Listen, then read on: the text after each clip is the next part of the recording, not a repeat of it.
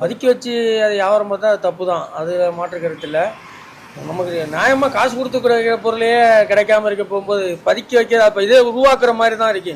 இவங்க அந்த வணிக சிலிண்டரை நிப்பாட்ட போகும்போது அது வந்து அந்த கள்ளச்சந்தையில் வைக்கிற வியாபாரத்தை இதை மறைமுகமாக ஆதரிக்கிற மாதிரி இருக்குங்க. இது நம்ம கருத்து. ஓகேண்ணா, இப்போ சிலிண்டர்லாம் வந்து ரேட் எப்படி வந்துட்டு இருக்கு? சிலிண்டரு இப்போதைக்கு எல்லாமே ஒரு 2000 ரூபா. ஒரு வணிக சிலிண்டர் இப்போ வந்து 2000 ரூபாய்க்கு மேலே தான் கிடைக்குது. அது அது வாங்குறதே ஒரு பெரும் திண்டாட்டமாக இருக்குது.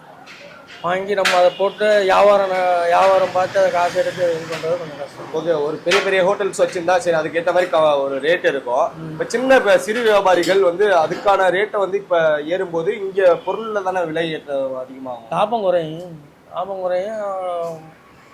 அதாவது வந்து என்ன சொல்றேன்னா, அவங்களோட வாழ்வாதாரம் பாதிக்கப்படும்.